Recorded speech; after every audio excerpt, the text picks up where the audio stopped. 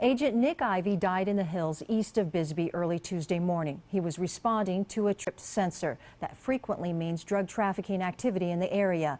And tonight we're learning new details about what happened that led to his death. The man who heads the Border Patrol Agents Union, George McCubbin, told the Associated Press today that Ivy and the two other agents arrived at the scene independently and apparently were not communicating their location to each other.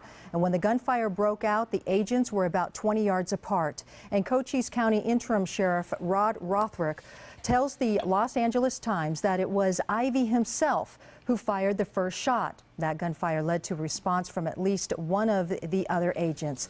After it was all over, Ivy was dead, another agent wounded, and a third unarmed. But even as authorities investigate just what happened, the goodbyes and farewells have begun. In advance of his funeral tomorrow morning in Sierra Vista, a visitation was held tonight. 9 on your side's Alexis Hernandez is live with more. Alexis?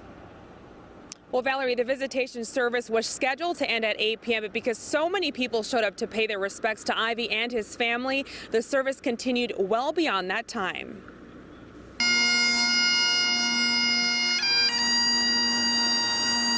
Nearly a week after Nicholas Ivy was killed. It just breaks everybody's heart. You know, there are so many terrible things going on now, and to have such a nice young man with such a nice family have this happen to him, it's very sad.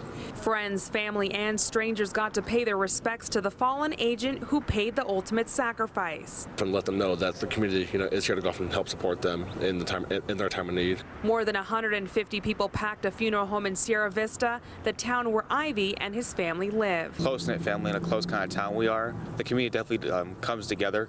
And I think especially for men who put their lives on the line every single day, it's very important for the community just to give as much back as they can. Members of the community say it was a final chance to say thank you and goodbye to one of their own.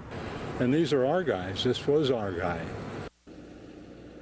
Now, the funeral director told us that the casket was closed during the visitation service and that an American flag was draped over it. Nearby were photos of Ivy along with his cowboy boots, and we're also told that 2 Border Patrol agents were guarding the casket.